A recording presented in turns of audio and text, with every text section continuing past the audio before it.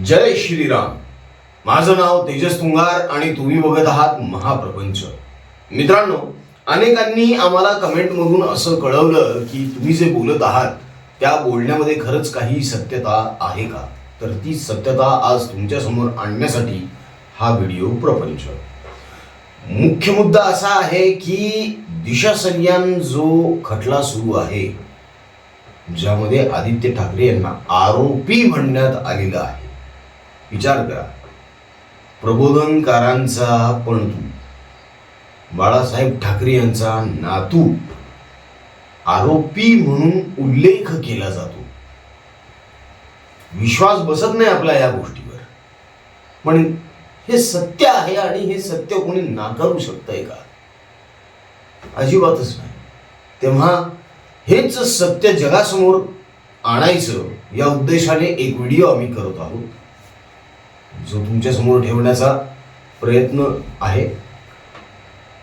अपेक्षा आहे की या व्हिडिओच्या माध्यमातून अनेकांचे डोळे उघडतील, अनेकांना खात्री वाटेल की होय, काहीतरी घडतंय, नक्कीच काहीतरी घडतंय.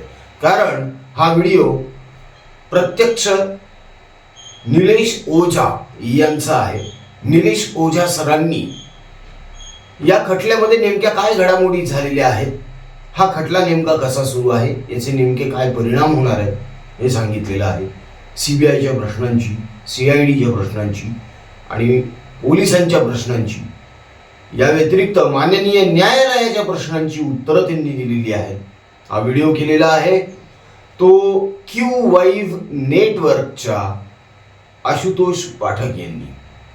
आशुतोष पाठक, आमचा तुम्हाला पाठिंबा आहे.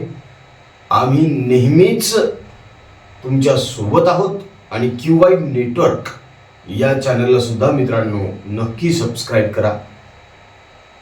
अनेकदा असं होऊ शकतं की आमच्याकडून कदाचित काही अपडेट्स राहून जातील, मात्र Q नेटवर्क तुम्हाला नक्कीच अपडेट करत राहील अशा गोष्टींमध्ये. आणि या अशा खरी पत्रकारिता करणाऱ्या लोकांना आपण समर्थन दिलं पाहिजे, या मताचा मी आहे. तेव्हा आता जास्त वेळ न घालवता आपण पहिले बघूया की निलेश ओझा सर नेमकं काय बोलले दिशा सलियान आणि आदित्य ठाकरे या प्रकरणामध्ये. बल्कि जुड़ गए हैं नीलेश ओझा जी. बहुत बहुत स्वागत है नीलेश जी, आपका. जुड़ गए और जो झूठ फैलाया गया है उसके बारे में स्वयं आज नीलेश ओझा जी बताएंगे कि कल कोर्ट में क्या क्या हुआ. और हमारे SSR वॉरियर के सामने एक बहुत बड़ी चुनौती है कि उन झूठ को कैसे बेपर्दा करेंगे. तो आप सबसे हमारा यह अनुरोध है कि अभी जिस बात को हम आप सबके बीच ले जा रहे हैं नीलेश ओझा जी के माध्यम से, उनको अधिक से अधिक शेयर करें. जिन हमारे दर्शकों ने हमारे चैनल को सब्सक्राइब नहीं किया है, मैं उनसे अनुरोध करता हूं कि वो हमें सब्सक्राइब भी करें, शेयर करें और लाइक भी करें. बातचीत शुरू करते हैं. एडवोकेट नीलेश ओझा जी, आपकी लड़ाई के लिए पहले तो आपको बहुत बहुत बधाई Q नेटवर्क की तरफ से, जिस तरह से आप लड़ रहे हैं. अब सीधे मुद्दे पर आते हैं कि कल अदालत में क्या क्या हुआ. हाँ, देखिए, सबसे पहले तो ये लड़ाई मेरे अकेले की नहीं है, आप सब लोगों की है. मैं तो बहुत लेट आया इस लड़ाई में. SSR वॉरियर्स ने इसको जिंदा रखा और जो भी न्यायप्रिय नागरिक थे उन सब ने इसको जिंदा रखा. तो ये जो भी जीत होंगी सारी जनता की होंगी, जो भी गलती होंगी वो हमारी होंगी. बस हम इस भावना से काम करते हैं कि कोई, that is the first part. अभी मेन सब्जेक्ट जो है, कल कोर्ट में क्या हुआ, तो देखिए, कल मैटर था 47 नंबर पे. गौर कीजिए, जब जस्टिस उपाध्याय थे, हाँ, जस्टिस उपाध्याय थे, उनके पास में 8-7 नंबर वाला मैटर भी नहीं आता था. यहां पर कल 47 नंबर वाला मैटर भी आया. लेट आया, शाम को 4 बजे के आसपास आया. तो लेकिन आया, मैटर आया और हियरिंग स्टार्ट. क्या बात. और एक अच्छा पिक्चर ये था कि पिटिशनर के साइड में, मतलब रशीद खान पठान जी के साइड में, अपने जो इसके लिए PIL के साइड में 50 वकील, 55 नहीं 50, मतलब बहुत सारा वकील, पूरा भरा हुआ इधर. हाँ, अभी वो लिस्ट में भी आ जाएगा, ऑर्डर में भी आ जाएगा, बहुत मतलब इतने आएंगे कितने के तो नाम भी नहीं लिख पाए, पूरा पूरा एक साइड का हॉल पूरा अपना भरा हुआ। तो उधर उनके तरफ से जो आए थे आदित्य ठाकरे की तरफ से, वो एक सुदीप पासबुला और एक जूनियर, एक दो लोग वही थे बस। बाद में सीबीआई का भी वकील आया और उन्होंने कहा कि मुझे इंस्ट्रक्शन है मैटर में अपेयर होने का। तो एक मतलब ये जो पिक्चर था ना, सीबीआई के वकील ने क्या कहा? सीबीआई के वकील ने क्या कहा कि मुझे इंस्ट्रक्शन है? हाँ, सीबीआई की ओर से इंस्ट्रक्शन है कि इस मैटर में हमको अपेयर होना है, तो आप इनसे कहिए, हाँ इनसे कहिए कि कॉपी हमको प्रोवाइड करें। तो हमने बोला सर हमने सॉफ्ट कॉपी ऑलरेडी दे दिया इनको 1 साल पहले, फिर भी हार्ड कॉपी आज अभी आपके सामने देते हैं। तो उनको कोर्ट्स तभी ही हमने मतलब जैसा कोर्ट का हियरिंग हो उनको प्रोवाइड कर दिया सीबीआई को कॉपी। फिर जो आदित्य ठाकरे के वकील थे सुदीप पासबुला, तो उन्होंने बोला कि सर मैं इसमें इंटरविनर हूं, मेरी कस्टडी मांग रहे, मेरे ऊपर प्रोसिक्यूशन मांग रहे, मुझे पार्टी नहीं बनाया, मुझे पार्टी बना के लो। तो मैंने उस पर और ऑब्जेक्शन लिया। मैंने कहा फुल बेंच सुप्रीम कोर्ट का जजमेंट है, ये आरोपी है, आरोपी को इसमें अधिकार नहीं है बोलने का। नहीं तो ऐसा तो कल चल के कोई भी वो आरोपी आ जाएगा, कल चल के सपोज ऐसा मान के चलो बम्बई बम ब्लास्ट केस है, दाऊद इब्राहिम और 500 आरोपी है, तो सब आएंगे और बोलेंगे पहले हमको सुन के लो, हमारे खिलाफ कार्रवाई करने से पहले तो मैटर चलने वाला है क्या? तो सुप्रीम कोर्ट की ऑब्जर्वेशन है मेरा, मैं नहीं कह रहा हूं, ऐसा लॉ है। तो जज साहब के समझ में आ गया वो विषय। फिर उन्होंने कहा चलो ठीक है, ब्रीफ केस क्या है बताओ। तो उसमें इन्होंने चालू कर दिया बोलना, अपने सुदीप पासबुला ने।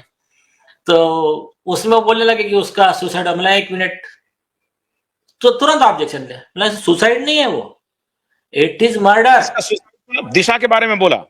हाँ, तो उनको थोड़ा पूरा डिटेल पता नहीं था। वो दिशा का सुसाइड का नैरेटिव चलाने का है कि सुशांत सिंह का चलाएगा, तो उन्होंने बोलते बोलते बोल दिया। तो फिर मैंने कहा मतलब उनको यही नहीं पता था कि किन के बारे में बोलना है, दिशा के बारे में बोलना है या सुशांत के बारे में। हाँ, तो फिर मैंने उस पर ऑब्जेक्शन लिया। मैंने कहा सुनो ये दोनों मर्डर है।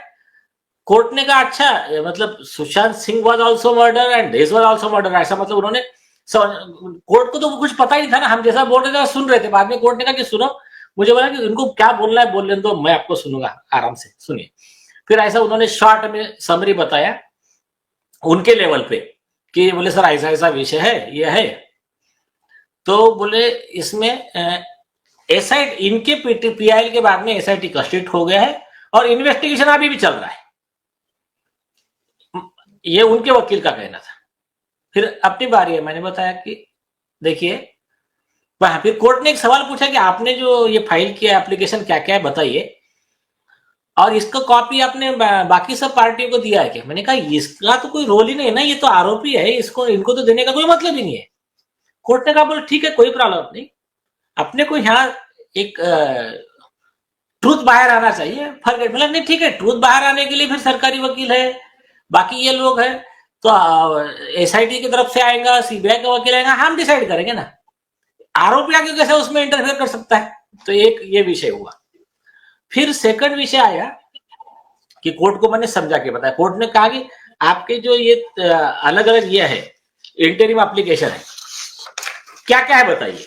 तो अभी देखिए एक सबकी जानकारी के लिए, जो पीआईएल है उसका नंबर है 17983 ऑफ 2023, ये पीआईएल नंबर हो गया। अब वो पीआईएल फाइल होने के बाद में तो हमने एक नया आईए फाइल किया इंटरिम एप्लीकेशन, वो है 18784 ऑफ 2023। तो कोर्ट ने कहा कि यही आज स्टॉप हियरिंग पे है, तो इसका मतलब ये किस बारे में फाइल किया? मैंने कहा निकाल कर दिखाया। मैंने कहा देखिए, अपना पीआईएल फाइल होने के बाद इन्होंने अपने केस को प्रेजुडिस क्रिएट करने के लिए राजदीप सरदेसाई के थ्रू, इंडिया टुडे के थ्रू, रिया चक्रवर्ती का, आदित्य का, इनका एक इंटरव्यू लेके इनको ग्लोरीफाई करने का प्रयास किया, ये ट्रायल को प्रेजुडिस करने का प्रयास किया, इसलिए इनके खिलाफ कंटेम्प्ट का एक्शन लेने के लिए वो है एक। और वो दैनिक लोकमत वगैरह हमने 2-3 न्यूज़पेपर को बताया, इनको भी आरोपी बनाना है, इंडिया टुडे ग्रुप को वगैरह। और उसके अलावा सीबीआई को डायरेक्शन कि आप भी इनको आरोपी बनाओ, ये प्रेजुडिस कर रहे हैं इन्वेस्टिगेशन को। और हमने कहा कि लाइव टेलीकास्ट का हमने मांग किया है कि ये केस का कोर्ट में क्या चल रहा है लाइव टेलीकास्ट होने दो। सुप्रीम कोर्ट का खुद का कॉन्स्टिट्यूशन बेंच का जजमेंट है कि अगर जो भी लार्जर पब्लिक इंटरेस्ट की चीजें रहती है तो उसको आप लाइव टेलीकास्ट करो, तो लोगों को मालूम होने दो। बोला ऐसा भी तो सब ओपन ही है, सुप्रीम कोर्ट में कोई भी ज्वाइन होता है, सब देखते हैं, तो nothing happens private in the court.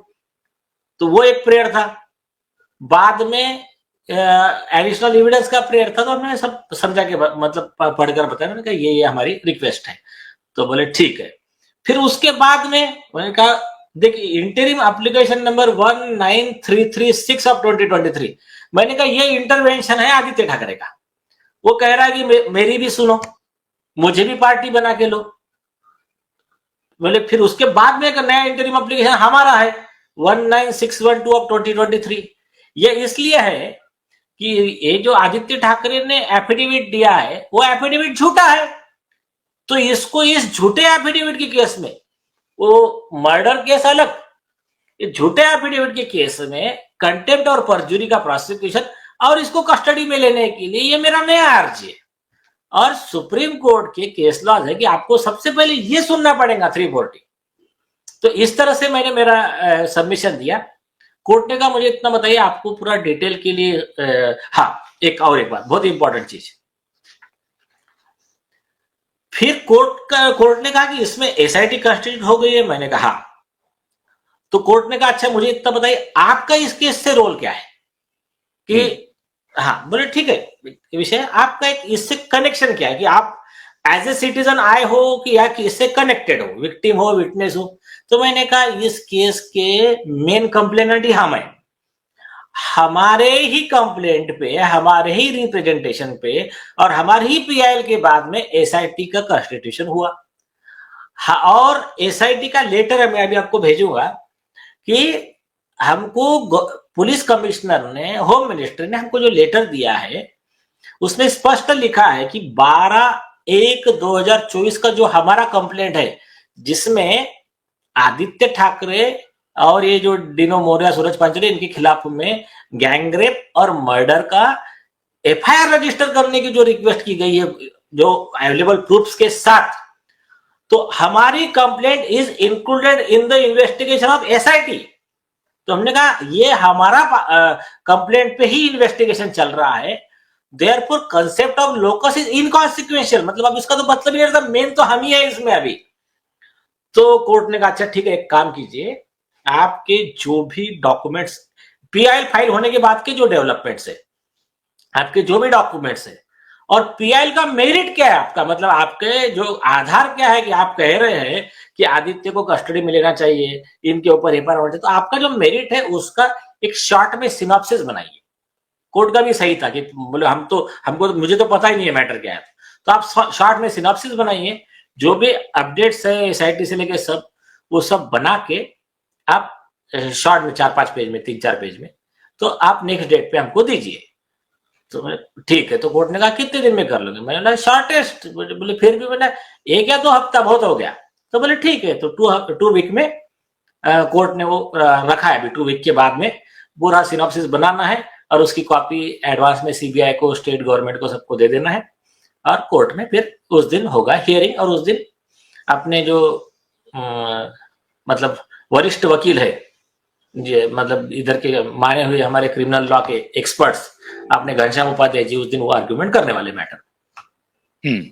अब मैं बस संक्षेप में, मुझे मालूम है आपका वक्त बहुत ही प्रेशियस है, तो संक्षेप में मैं सारा सवाल पूछ लेता हूं। पहला कि आदित्य ठाकरे के वकील ने जब ये कहा कि ये सुसाइड है और जब आपने ऑब्जेक्शन लिया तो आपने क्या कहा कि भाई ये किस आधार पर कह रहे हैं? क्या पुलिस इन्वेस्टिगेशन, उस वक्त के तत्कालीन पुलिस इन्वेस्टिगेशन के आधार पर कह रहे हैं कि ये सुसाइड है? नहीं सुनिए, उनके वकील ने कैसा बताते बताते कहा कि इसमें ऑलरेडी इन्वेस्टिगेशन हो चुका है, Mumbai police, Bihar police, CBI सब इन्वेस्टिगेशन कर चुकी है और हमारे क्लाइंट को एक्सोनेट कर दिया। मैंने कहा यही तो झूठ है, उसी के लिए तो हमने 340 का एप्लीकेशन लगाया है। और मैंने कहा कि सीबीआई ने राइटिंग में, इन्होंने जो नैरेटिव चलाया था कि इनको सीबीआई ने क्लीन चिट दी है, तो सीबीआई ने प्रेस नोट निकाला और मतलब नेट पे सब अवेलेबल है, वो अपने पार्ट ऑफ 340 है अपने। उन्होंने कहा कि हमने तिशा सालियान की केस ना इन्वेस्टिगेट की है और ना किसी को क्लीन चिट दी है, एक।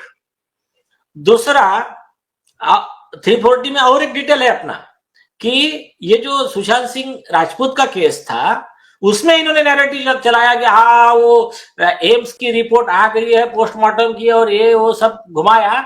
उसके ऊपर सीबीआई ने ऑफिशियल लेटर दिया प्राइम मिनिस्टर ऑफिस को, क्योंकि सुब्रमण्यम स्वामी ने उस पर ऑब्जेक्शन उठाया था, तो उसमें लिख कर दिया है कि हमने कोई कंक्लूजन नहीं दिया है कि ये सुसाइड है या मर्डर है। We have not rejected any angle, हमने मर्डर का एंगल रिजेक्ट नहीं किया है। तो मैंने कहा ये जो मतलब ये कोर्ट में बता रहे हैं मिसगाइड कर रहे हैं।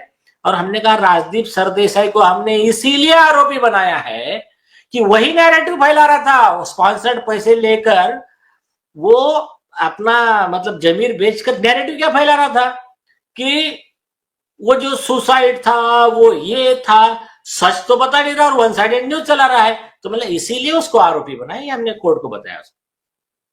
तो आपने जो राजदीप सरदेसाई और उस ग्रुप को, क्योंकि राजदीप सरदेसाई अकेले महत्वपूर्ण नहीं है, जिस ग्रुप पर वो ब्रॉडकास्ट हुआ है, जिस टेलीविजन चैनल पे और जिस मीडिया, इंडिया टुडे, तो उसको भी आपने पार्टी बनाया है?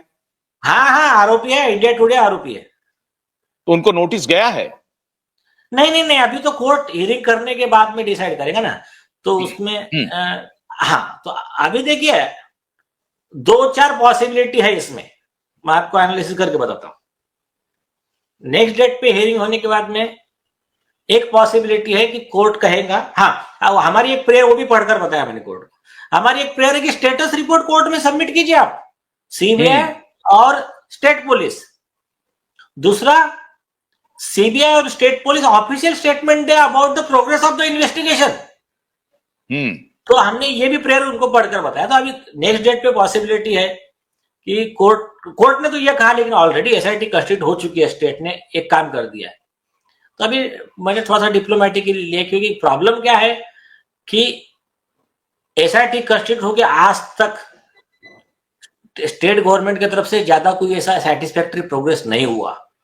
एक बार न्यूज आई थी जनवरी 2024 में, मतलब दिसंबर 2023 में न्यूज आई कि जनवरी फर्स्ट वीक में एसआईटी जाके रिकंस्ट्रक्ट करेंगी दिशा सालियान का सीन। मतलब जो यहां से गिरी तो ऐसी गिरती है डेड बॉडी, तो ये फेंकी गई थी ऐसी। और लास्ट टाइम जो उनके इन्वेस्टिगेशन ऑफिसर, एसआईटी के ऑफिसर प्रेजेंट थे कोर्ट में, चीमाजी आड़ाव करके, जिनके ऊपर नीचे ऑब्जेक्शन लिया कि ये बायस्ड पर्सन है, तो उनसे जब मेरा डिस्कशन हो रहा था तो उन्होंने तो उस दिन तक समन से नहीं निकाला है। मतलब जो आई विटनेस की डिटेल दिए हमने उनको कि जो प्रेजेंट था पर्सन वहां पर जहां मर्डर गैंग रेप सब हुआ है, उसको विटनेस को समन से नहीं निकाला था उन्होंने तब तक। तो ये जो भी चीजें, ठीक है, कुछ चीजें मैं और बोलना नहीं चाहता है। तो चिमाजी यादव को अभी तक क्या जानकारी, अभी भी वो एसआईटी की टीम में हैं, बने हुए हैं? है मेरे हिसाब से अभी तक है, ठीक है। अभी नेक्स्ट डेट पे कोर्ट में ही पिक्चर क्लियर हो जाएगा। तो अभी मतलब हमारा कहना क्या था। हाँ, मेरा अब तीसरा सवाल है कि अभी हम मालूम है कि ऑब्जर्वेशन पे आपको आना है। पहला जो तीसरा मेरा सवाल है, राजदीप सरदेसाई वाला हो गया और उनके सुसाइड वाला भी हो गया। कोर्ट ने जब आपसे पूछा कि आप कौन हैं, तो आपके जवाब से कोर्ट कैसे कन्विंस हुआ कि आप कौन हैं?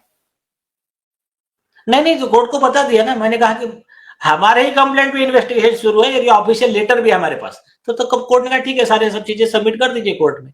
नहीं, लेकिन तो आप क्यों कंप्लेन कर रहे हैं? उनका जानने का मन होगा कि आप क्यों कंप्लेन कर रहे हैं, आप इसमें विक्टिम हैं, क्या है? नहीं, ये सवाल सुनिए, ये सवाल कोर्ट पूछ ही नहीं सकता है, उसका लॉ है। सुप्रीम कोर्ट के 3 जजमेंट है, हमने हमारे एफिडेविट में दिए। ये ऑब्जेक्शन आदित्य ठाकरे ने लिया था कि ये कैसे आ गए बीच में, तो हमने मैं जानना चाहता हूं। 3 जजमेंट दे दिया है कि criminal law can be set in motion by any person, वो लॉ ऑन रिकॉर्ड है, और कॉन्स्टिट्यूशन बेंच के जजमेंट है, AR अंतुली के केस का वगैरह, उसमें क्लियर लिखा है कि अगर मेरे सामने ऑफेंस हो रहा है तो मैं उस केस में विक्टिम हो मत हो, खुद मैं जाकर कंप्लेंट दे सकता हूं, मेरे कंप्लेंट पे FIR हो सकती है। ये वहां से लेकर अभी 2023 तक का चीफ जस्टिस का फुल बेंच का जजमेंट है धनराज आसवानी का, तो वो छोड़ दीजिए, वो छोटा विषय है, उसमें तो कोई यही नहीं है। अच्छा। और हाँ, उसके अलावा बाद में तो अभी हमारी ही complaint part of the record है। अब आगे बोलिए। अब ये है कि नेक्स्ट हियरिंग में क्या क्या ऑब्जर्वेशन कोर्ट का हो सकता है और क्या क्या आदेश आ सकता है? हाँ हाँ, अभी देखिए उसमें पॉसिबिलिटी, एक पहली पॉसिबिलिटी है, एकदम हायर पॉजिटिव साइड पे जाते हैं कि कोर्ट पूरा सुनने के बाद ये कहेगा, या फिर नेगेटिव साइड पे जाते हैं कि कोर्ट कहेगा कि देखिए ऑलरेडी एसआईटी का स्टेट हो गई है, तो वो इन्वेस्टिगेशन कर रहे हैं, तो आप एक काम कीजिए, आप कुछ दिन रुक जाइए, और बाद में आपकी जो पहली प्रेयर है वो स्पेशल कोर्ट मॉनिटर इन्वेस्टिगेशन की थी, तो आप एक काम कीजिए, ये पिटीशन को हम डिस्पोज ऑफ करते हैं, आप इस आगे के डेवलपमेंट का हिसाब से नया पीआईएल लगाइए, नया पिटीशन लगाइए कोर्ट मॉनिटर इन्वेस्टिगेशन का, क्योंकि आगे बहुत डेवलपमेंट हो जाएगा। ये ऐसा एक समझो नेगेटिव साइड पे कोर्ट जा सकता है, लेकिन मतलब बुरे से बुरा ये हो सकता है। सेकंड थिंग, एकदम हाइपोथेटिकल है कि ऐसा हाँ, बुरा से बुरा हो सकता है। हाँ, मतलब आरोपी बचने वाले नहीं, इतना ख्याल में रखिए। Yes, right. बुरे से बुरा भी हुआ तो ये होगा। अब आप थोड़ा अच्छे साइड पे आते हैं कि कोर्ट मटेरियल ऑन रिकॉर्ड देखने के बाद में एक सवाल पूछ सकता है सीबीआई, क्योंकि सीबीआई को तो अपेयर हो गई है ऑफिशियली, तो सीबीआई को और स्टेट गवर्नमेंट को एक सवाल पूछ सकता है कोर्ट, इतने दिन हो गए, उसकी कोई लिमिट है कि नहीं? और सुप्रीम कोर्ट के जजमेंट वगैरह हमने निकाल कर रखे हैं कि ये आप कितने दिन तक ये टेबल टेनिस खेलोगे? आप देखिए इनकी राजनीतिक मजबूरियां हो सकती है, आपस में उनका जो बैठा हुआ है आपकी राजनीतिक मजबूरी को सुनने के लिए। बराबर बैठा है ना, आपकी राजनीतिक मजबूरी क्या है, आपका किससे क्या सेटिंग चल रहा है, किसका वोट चाहिए, किसका नहीं चाहिए, कौन आपका पार्टनर बनेगा, कौन नहीं बनेगा। हाँ, तो वो अलग विषय है, लेकिन कोर्ट ये कह सकता है कि आप इस नीलेश नवलखा के गाइडलाइन के तहत आप पब्लिक को बताइए कि इस केस की प्रोग्रेस क्या है, एक, और इस कोर्ट में, हाई कोर्ट में स्टेटस रिपोर्ट सबमिट कीजिए कि आज तक आपने क्या क्या किया। तो एक हो सकता है क्योंकि पहला स्टेज वही रहेगा, क्योंकि उनका रिपोर्ट आए बगैर केस का मामला आगे बढ़ेगा नहीं। दूसरा, पीआईएल में कुछ भी निर्णय हो, या तो कोर्ट कहे कि आप नया प्रेयर अमेंड कीजिए या फिर नया पिटीशन डालिए कि मॉनिटरिंग इन्वेस्टिगेशन ऑफ एसआईटी, वो अलग हो गया। या तो कोर्ट कहेगा कि नहीं, अभी हम इसी पिटीशन में उसको आगे बढ़ाएंगे, तो ये पॉसिबिलिटी। लेकिन एसआईटी को भी तो कोर्ट कह सकती है कि आप स्टेटस रिपोर्ट दीजिए, जैसे सीबीआई को कहेगी। हाँ है ना, वो प्रेयर है हमारा स्टेट गवर्नमेंट को, तो एसआईटी देगी उनकी। अब ये दोनों चीजें हो गई बाजू में, लेकिन मेन पिटीशन का रिजल्ट कुछ भी हो, आदित्य ठाकरे ने जो झूठा एफिडेविट दिया है उसके ऊपर कंटेम्प्ट और परजुरी का मैटर सेपरेटली चलेगा। यह है केस का सर्वे। झूठा एफिडेविट की क्या दिया है? झूठा एफिडेविट कि मैं उस दिन वहां नहीं था या जो भी था। नहीं, सुनने ने उन्होंने झूठा एफिडेविट ये दिया कि CBI, Bihar police, Mumbai police ने इन्वेस्टिगेशन करके मुझे क्लीन चिट दे दी है, ये केस में मेरा कोई रोल नहीं है करके। और ये बीजेपी और नारायण राणे और नितेश राणे और अर्नब गोस्वामी, इनके झूठे बयान के आधार पर ये इन्होंने ये पीआईएल फाइल की है। वो रशीद खान पठान बीजेपी का आदमी है, ऐसे वैसे सब उन्होंने झूठे बातें जो लिखी है उसको, मतलब जिसका झूठ एक्सपोज करके उसमें तो किसी फैक्ट्स की जरूरत ही नहीं है, तो जांच समझिए हो गया। भाई सीबीआई ने क्लीन चिट दिया नहीं आपको, बिहार पुलिस ने क्लीन चिट दिया नहीं आपको, तो फिर उसमें तो झूठा है और वो बहुत सीरियस ऑफेंस है। आईपीसी 192, 193 है, 199 है, 200 है, तो 7 साल की सजा हर सेक्शन में है। कंटेम्प्ट में 6 महीना की सजा है कंटेम्प्ट ऑफ कोर्ट एक्ट में। तो ये है, उसमें तो मेरे हिसाब से बचने का चांस उनका एकदम जीरो है। जो दिशा सालियान के केस को आपने पीआईएल में इंक्लूड किया है, तो सुशांत के केस के बारे में उसमें और किन किन के कस्टोडियल इंक्वायरी की आपने डिमांड रखी है? क्या रिया चक्रवर्ती या सिद्धार्थ पिठानी या सैमुअल मिरांडा या संदीप सिंह, इन सब के भी कस्टोडियल इंक्वायरी की डिमांड आपने की है पीआईएल में? नहीं, रिया चक्रवर्ती का वगैरह तो किया है हमने, उसको भी आरोपी बनाने को बोला है रिया को। और हमने क्या किया है पता है, उसको मैं आपको एक देता हूँ डिटेल, मैं उसका कॉपी भेजता हूँ आपको। तो उसमें हमने बोला कि सबसे पहले तो आप इनके मोबाइल टावर लोकेशन लीजिए। बाद में उसमें हमने कहा कि सिर्फ ये 2-4 लोगों के मत लीजिए, आप एकता कपूर का भी लीजिए, अरबाज खान का भी लीजिए, सलमान खान का भी लीजिए, सबका लीजिए ना। वो आने के बाद में और ज्यादा पिक्चर क्लियर होगा। तो उनके सीरियल रिपोर्ट लीजिए और उसका एक प्रोग्रेस रिपोर्ट दीजिए ना आप कोर्ट में, कि भाई 8 जून का हुआ तो 7 जून को क्या हुआ था, 7 जून को किसका बर्थडे था, और ये सब लोग कहाँ थे। एक दूसरा 13 जून को किसका बर्थडे था? 13 जून को किसका बर्थडे था, तो 14 को, मतलब हर बर्थडे के बाद में ही मर्डर होता है क्या, हर बार कोइंसिडेंस होता है क्या। तो ये सब चीजें हमने उसमें ली है। और एक उसमें ना मैं उस आपको जरा डिटेल में आपको भेजता हूं कि इतने मुद्दे हैं उस केस के कि एक हम जब नीतीश राणे जी ने ओपन आरोप किए, he is cabinet minister of the ruling government, उन्होंने कहा कि ये चाइल्ड अब्यूज करने वाला एक विकृत मानसिकता का पीडोफेलिक पर्सन है आदित्य ठाकरे, ये उनके पूरे एलिगेशन है। उन्होंने कहा चाइल्ड कमीशन में इसके खिलाफ में कंप्लेंट पेंडिंग है।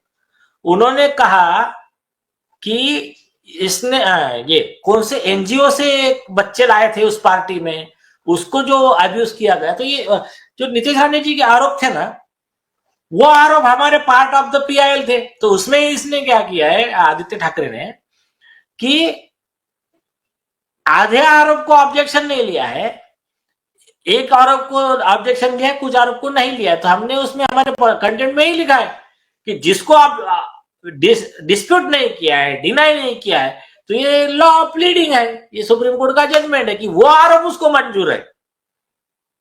तो पीडियोफिलिक का आरोप वो मंजूर है क्योंकि उसको उन्होंने डिस्प्यूट नहीं किया। हाँ, आधे आरोप डिस्प्यूट किया, आधे नहीं किए। तो जो है मैं आपको डिटेल भेजता हूँ हमारा रिपोर्ट, तो उसमें हमने कहा कि जो डिस्प्यूट नहीं किया है चाइल्ड अब्यूज के वगैरह।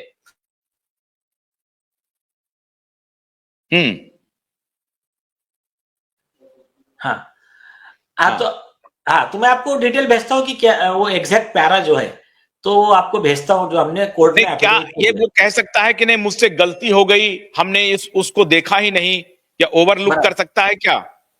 ये पॉसिबल नहीं है ना। आप हमारा पीआईएल पढ़ के उसके बेस पे एफिडेविट दे रहे हो, एफिडेविट में ये पॉसिबल नहीं है। और हमारा 340 फाइल होकर 1 साल हो गया है, आज तक उसने ऑब्जेक्शन ऐसे डिफेंस नहीं दिया एक। और इनका हर बार ऐसा ही होता है क्या? मतलब पहली बार कहेंगे कि नहीं 8 जून को मेरे दादाजी श्री माधव पाटनकर जी का डेथ हो गया था और मैं उधर हॉस्पिटल में था, टीवी पे बोलेंगे। तो दिशा सालियान के घर में मैं रह ही नहीं सकता, ये आरोप झूठे हैं। जैसा हमने बताया कि अरे दादाजी तो 8 जून को जिंदा थे, नाना जी, और उनका डेथ तो एक्चुअली 14 जून को हुआ था। तो बेरोजगार अच्छा नहीं, ये नहीं क्या मैं अभी दूसरा डिफेंस लेकर आता हूँ। फिर क्या बोलेंगे कि नहीं हमको सीबीआई ने क्लीन चिट, हाँ वो भी दिया है कोर्ट में हमने, उन्होंने कहा कि रिया चक्रवर्ती को मैं जानता ही नहीं हूं। और 44 कॉल्स का जो बिहार पुलिस ने कहा आदित्य ठाकरे और रिया का, ये सब मर्डर के पीरियड में एक। और दूसरा इसके अलावा बहुत स्ट्रांग नारकोटिक्स ब्यूरो में जब इनके चैट रिकवर हुए, क्राइम नंबर 15 2020 में दीपिका पादुकोण वाली जिसमें आरोपी थी, वो वाले केस में, तो वो जो रिया चक्रवर्ती की चैट में पूरा आदित्य ठाकरे की उसके इतने चैट्स रिकवर हुए कि दोनों के कमर्शियल डील से लेके सब है। आदित्य ठाकरे ड्रग्स लेता है, प्रोहिबिटेड ड्रग्स लेता है, ड्रग्स का आरोपी है, इवन उसके ऊपर आरोप है कि वो ड्रग्स के बिजनेस में इन्वॉल्व है। ये सारा पार्ट है नारकोटिक्स ब्यूरो के केस फाइल में, सारा हमने दिया है कोर्ट में। अच्छा, ये एफिडेविट में उसने मेंशन किया है कि वो रिया चक्रवर्ती को जानता ही नहीं है? एफिडेविट पे नहीं बोला है, बाहर बोला, हमने उसको इसमें लिया है, हमने हमारे एफिडेविट में लिया है कि ये हैबिचुअल है, झूठ बोलने वाला, गुमराह करने वाला। और यही एक ग्राउंड है, सुप्रीम कोर्ट का, हाई कोर्ट का जजमेंट दिया कि जो झूठ बोलता है उसको कस्टडी में लेकर ही इन्वेस्टिगेशन करना चाहिए। अच्छा, मतलब वो इंक्वायरी में चाहे सहयोग करें ना करें उससे कोई मतलब नहीं है, उनका कस्टोडियल इंक्वायरी ही अनिवार्य है। हाँ, झूठ बोल रहा है ना, हैबिचुअल ये है ना, परजुरर। तो इस यही आधार बना है कि आपने कस्टडी क्यों डिमांड की है। यस यस यस, और अभी नेक्स्ट डेट पे डिटेल होगा, अभी तो सब बन रही है उसके रिटर्न आर्गुमेंट्स वगैरह। ये जो पीडियोफेलिक वाला मामला है नीलेश जी, ये तो बहुत ही संगीन है, बहुत गंभीर है मामला। तो ये चाइल्ड कमीशन की कोई रिपोर्ट आई है या वहां पर कोई इन्वेस्टिगेशन हुआ है? नहीं, मुझे नहीं पता। नितेश जी राणे ने ओपन प्रेस कॉन्फ्रेंस में टीवी में सबके सामने बोला है इनके खिलाफ में जो चाइल्ड कमीशन में 3-4 कंप्लेंट्स है, और उन्होंने कहा ये आदमी बहुत घातक है, इसको बाकी छोड़िए, आपके घर में जहां बच्चे हैं इसको बुलाइए मत प्रोग्राम में, इस तरह से आरोप किए थे उन्होंने। नहीं तो फिर इसका डिफेंस क्या लेंगे वो, अगर उन्होंने इस मुद्दे को छोड़ दिया है बिल्कुल, और आप ये कह रहे हैं कि छोड़ने का मतलब है कि he has accepted this argument given by Nilesh Rane. तो ऐसी स्थिति में जो भी है, राणे परिवार जो भी कह रहे हैं, अगर वो एक्सेप्ट कर लेते हैं, उनको डिस्प्यूट नहीं करते हैं, तो इस पर अब इनका रिएक्शन क्या हो सकता है, प्रोबेबल रिएक्शन? वो छोड़ दीजिए उसकी बात को, मैं आपको इससे और एक सीरियस बात बताता हूं। एफिडेविट फाइल किया आदित्य ठाकरे ने कोर्ट में अक्टूबर 2023 को। उनके 3 दिन में ही हमने फाइल किया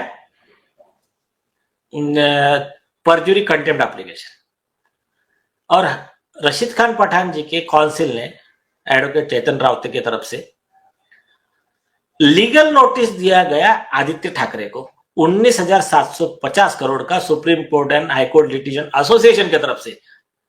तू झूठा है, तूने झूठा एफिडेविट दिया, हमारा डिफामेशन हुआ है, इतना कॉम्पेंसेशन दे। लीगल नोटिस रजिस्टर कोर्ट से उनके मातोश्री के एड्रेस पे सर्व हुआ, उसका कोई जवाब ना तभी दिया, आज तक कोई जवाब नहीं दिया है। तो लीगल नोटिस का जवाब नहीं देना, इसका क्लियर है कि you have admitted the allegation, you have no defence whatsoever. तो इसके आधार पे अभी रशीद खान पठान जी खुद बहुत बड़ा सूट फाइल कर रहे हैं, ये 20,000 करोड़ का। तो ये अभी देखिए, अगर वो सही होते ना, वो डिफामेशन केस फाइल करते। यहां तो उल्टा है, ये उनके ऊपर डिफामेशन का नोटिस दिया और उनके पास जवाब नहीं है उसका। तो इससे ज्यादा और क्या प्रूफ लगेगा? प्रॉब्लम सिर्फ ये है कि ये सरकार का जो स्लो मोशन में काम चालू है ना, बस इसके बाद ये पुलिस डिपार्टमेंट का, और उसमें मुझे 1-2 पुलिस अधिकारी ने बताया कि इस ग्रुप में कुछ करप्ट पुलिस अधिकारी शामिल है, जिनके खुद के ड्रग्स के बिजनेस भी है, और कुछ फैक्टर्स है जो मैं अभी नहीं बोल सकता हूं, वो पार्ट ऑफ द रिकॉर्ड है। तो वो फैक्टर के वजह से थोड़ा सा जरा ये गाड़ी है ना, स्लो चल रही है। तो इसमें बहुत सारे एसएसआर वॉरियर, ये उनको कभी कभी शंका हो जाती है, ये जो स्लो जो आप कह रहे हैं सरकारी इन्वेस्टिगेशन में, तो उसकी वजह से वो निराश होने लगते हैं, उनको लगता है कि जस्टिस नहीं मिलेगा। आपको एज ए लॉयर, और आपके पास जो लॉ पॉइंट्स हैं, जब आप आर्ग्यू कर रहे हैं अपने फैक्ट्स को लेकर के, तो आप कितना कॉन्फिडेंट हैं कि इस मामले में जस्टिस होगा, जरूर होगा? अगर इसको सीरियसली किया जाए ना, तो जो मटेरियल अवेलेबल ऑन रिकॉर्ड जो है, ये एफआईआर तो छोड़िए, सजा देने के लिए सफिशिएंट है लॉ के हिसाब से, और निराश होने की किसको कोई जरूरत नहीं है। देखिए, जब पहले हमने सिटीजन कोर्ट्स बनाया था, पीपल्स कोर्ट ऑफ इंडिया, अपना सिटीजन कोर्ट, उस समय कई लोगों ने पहले कहा रे कुछ नहीं होने वाला इससे। हमने पीआई फाइल किया तब भी, अभी देखिए कुछ लोगों की तो दुकानदारी एसएसआर वॉरियर का बातें चला के चलती, तो वो भी घबरा गया, अरे मैटर सॉल्व हो गया तो हमारा दुकानदारी बंद हो जाएगा, तो ऐसे था। तो अभी जब हमने फाइल किया तब भी कुछ लोगों ने मजाक उड़ाया, लेकिन फर्स्ट टाइम आदित्य ठाकरे को आकर एफिडेविट देना पड़ा ना, क्यों दिया, क्यों इंटरवेंशन एप्लीकेशन फाइल किया?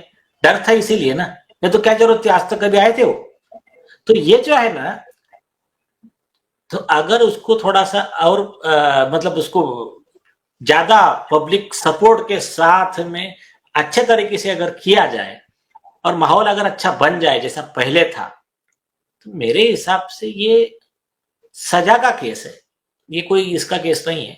बाकी अब सारा डिपेंड्स करता है जनता पे। अगर जनता इतना सीरियस केस होने के बाद में भी अगर जनता को लगता है कि चलता है, हमारा लीडर है ना, बस वो कुछ भी करे तो उसको हमको सपोर्ट करना है, भले वो किसी की बहन बेटे के साथ में गलत करे, बच्चों के साथ में दुर्व्यवहार करे, किसी के मर्डर कर दे, तब भी चलेगा, हमारा लीडर है। तो ऐसी पब्लिक अगर माहौल बड़ा बनेगा तो ऐसे ही लीडर उसमें आगे आएंगे, तो फिर उसमें उनके खिलाफ कार्रवाई करना मुश्किल हो जाएगा। तो अभी क्या है, हमने तो पहले दिन भी कहा था, हमने क्या कहा उनको, इतना कुछ करने की जरूरत नहीं ना। अगर आदित्य ठाकरे को लगता है वो निर्दोष है तो 2 मिनट में आकर एफिडेविट में, अच्छा एफिडेविट जो दिया इंटरवेंशन का, उसमें कोई मेन चीज मेंशन ही नहीं है, बस इधर उधर की बातें है कि बस बुल एंड कॉक स्टोरी। अगर सही में ईमानदार होते ना तो क्या लिखते पता है क्या, उस दिन मेरा मोबाइल टावर लोकेशन मैं यहां था, ये लो चेक कर लो, अगर गलत हो तो मुझे सजा दे देना, नहीं तो इन पे कार्रवाई करो। तो ये जो था ना मेन विषय, उसमें बात ही नहीं कर रहे। अगर वो एफिडेविट पे दे कि रिया का मेरा संबंध नहीं था, ये आरोप झूठे हैं, वो एफिडेविट पे दे कि मैंने किसी बच्चे के साथ में कोई दुर्व्यवहार किया ही नहीं है, ये झूठे आरोप है। और इन्होंने नारायण राणे जी के खिलाफ में, नीतीश राणे जी के खिलाफ में इन्होंने डिफामेशन केस क्यों नहीं फाइल किया? एक सिंपल सवाल पूछता हूं मैं कि अभी देखिए, नीतीश राणे जी ने एक वर्ड बोला कि संजय राउत उद्धव ठाकरे को छोड़कर शरद पवार की पार्टी में ज्वाइन करने वाले, तो संजय राउत ने जाके डिफामेशन केस फाइल कर दिया। तो इतनी छोटी बात के लिए डिफामेशन केस फाइल होता है, और वो रोज तुमको कह रहा है कि गैंग रेप का आरोपी आदित्य ठाकरे है, मर्डर का आरोपी आदित्य ठाकरे है, ड्रग्स के बिजनेस का आरोपी आदित्य ठाकरे है, पीडोफिलिक छोटे बच्चों के साथ में दुष्कर्म करने वाला आदित्य ठाकरे है। ये क्लियर आरोप नीतीश जी कर रहे हैं। आज तक कोई डिफामेशन ना नोटिस दिया, ना कोई केस फाइल किया। इससे ज्यादा बड़ा मतलब कॉमन मैन के लिए समझने के लिए लॉजिक सबूत क्या चाहिए? अच्छा नीलेश जी, आप कोर्ट से जो प्रेयर किए हैं उसमें पहला मुझे सबसे जो इंपॉर्टेंट ये लगता है कि एसआईटी और सीबीआई ये दोनों स्टेटस रिपोर्ट थे, क्योंकि आपने खुद ही कहा कि एसआईटी ने अभी तक सम्मन तक नहीं भेजा है। आपने इसके पहले प्रेयर किया था कि मुंबई पुलिस कम से कम एफआईआर दर्ज करे, इन्वेस्टिगेशन करे, 14 दिन के अंदर एफआईआर दर्ज करना था, वो सबका क्या हुआ? मैं वही तो कह रहा हूं, ये सब अभी कोर्ट में जब आएगा तो हम कोर्ट को यही पूछने वाले हैं, आपके बनाए गए कानून की कुछ इज्जत है कि नहीं है? ये आपका ही आदेश है कि जब कोई कंप्लेंट जाती है कॉग्निजेबल ऑफिस की तो 14 दिन के अंदर एफआईआर रजिस्टर होना ही चाहिए। कॉन्स्टिट्यूशन बेंच का ललिता कुमारी का जजमेंट है, बॉम्बे हाईकोर्ट का प्रिया गांवकर का जजमेंट है। आप ये जो इनका इंक्वायरी चल रहा है विदाउट रजिस्टरिंग एफआईआर चल रहा है 1.5 साल से, तो अभी हमारा जो लेटर है तो 24 जनवरी 2024 का लेटर है, आज तो 1 साल हो गया। तो ये जो इन्वेस्टिगेशन, और अगर हमारा कंप्लेंट में अगर तथ्य नहीं होता तो हमको लिख कर दे देते आपका कंप्लेंट झूठा है। ये सब करना था हमको 14 दिन के अंदर। तो अभी हम कोर्ट को यही कह रहे हैं कि पहले एफआईआर रजिस्टर करो, इन्वेस्टिगेट करो, गलत है तो हमारे खिलाफ कार्रवाई करो, सही है तो उसके खिलाफ कार्रवाई करो, लेकिन आपको करना कुछ भी नहीं है। तो ठीक है, मेरे हिसाब से समय जरा ज्यादा हो गया है। नहीं, बहुत शुक्रिया, आपने सभी सवालों का बहुत ही तफसील से जवाब दिया। तो आपसे अनुमति चाहते हैं 5 मिनट में अपने दर्शकों का और लूंगा। बहुत बहुत शुक्रिया निलेश ओझा जी। क्यूवाईफ नेटवर्कचे आम्ही शतशः आभारी आहोत। आशुतोषजी पाठक यांचे आम्ही शतशः आभारी आहोत। आशुतोषजींनी जी माहिती आपल्या समोर आणलेली आहे खणखणीत आहे, दणदणीत आहे, सणसणीत आहे। तेव्हा निलेश ओझा सर, आशुतोषजी पाठक सर आणि यांच्या समवेत अनेक जण जे या न्यायदानासाठी झगडत आहेत, लढत आहेत, त्या सगळ्यांचे मनपूर्वक धन्यवाद.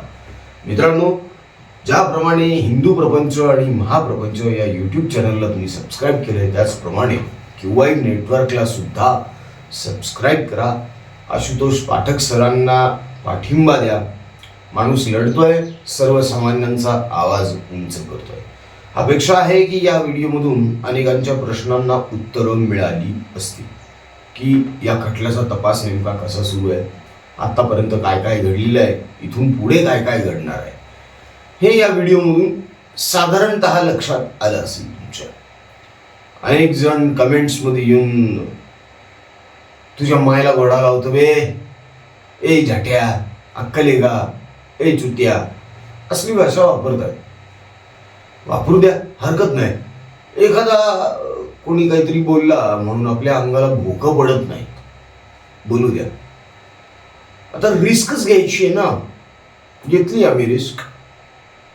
अपेक्षा फक्त इतकीच आहे की जे सत्यवादी आहेत, जे राष्ट्रप्रेमी आहेत, जे देशप्रेमी आहेत, त्यांचं सहकार्य, त्यांचा पाठिंबा आणि त्यांचे आशीर्वाद आमच्या पाठीशी कायम असोत. बाकी प्रभू श्रीरामाची इच्छा. एखाद्याला जीव घ्यायचा असेल तर तो कसाही घेऊ शकतो, आणि प्रभू श्रीरामाला जर ह्या जीवाची गरज असेल देऊ शकतो.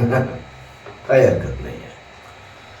मात्र जाण्या अगोदर काहीतरी उचित काम करून जाऊया मित्रांनो. म्हणूनच आपण प्रपंच परिवार वाढवायला सुरुवात केलेली आहे. सदस्य नोंदणी, संघटक नोंदणी सुरू झालेली आहे. यासाठीचे अपडेट्स आम्ही लवकरच तुम्हाला देणार आहोत. तेव्हा जास्तीत जास्त प्रमाणावर परिवाराचे सदस्य व्हा, परिवाराच्या उपक्रमांमध्ये सहभागी व्हा, परिवाराच्या उपक्रमांचा, योजनांचा लाभ घ्या. मात्र यासाठी परिवारामध्ये सामील होणं गरजेचं आहे. म्हणूनच पुन्हा विनंती आहे, महाप्रपंचची केवळ 89 रुपयांपासून सुरू असलेली मेंबरशिप आवर्जून घ्या. म्हणजे कुठेतरी थोडाफार हातभार, थोडं आर्थिक सहाय्य या उपक्रमांसाठी होईल. बाकीचे अपडेट्स आजच देणार आहोत, तेव्हा तो व्हिडिओ नक्की बघा. राजकीय बातम्या, राजकीय घडामोडी, राजकीय अपडेट्स हे सगळं काही रंगतदार पद्धतीनं जाणून घेण्यासाठी बघत राहा महाप्रपंच. पुन्हा भेटूया पुढच्या व्हिडिओमध्ये. जय हिंद, जय महाराष्ट्र, वंदे मातरम, जय शिवराय, जय शंभूराजे, जय भवानी, जय जगदंब, भारत माता की जय, जय श्रीराम.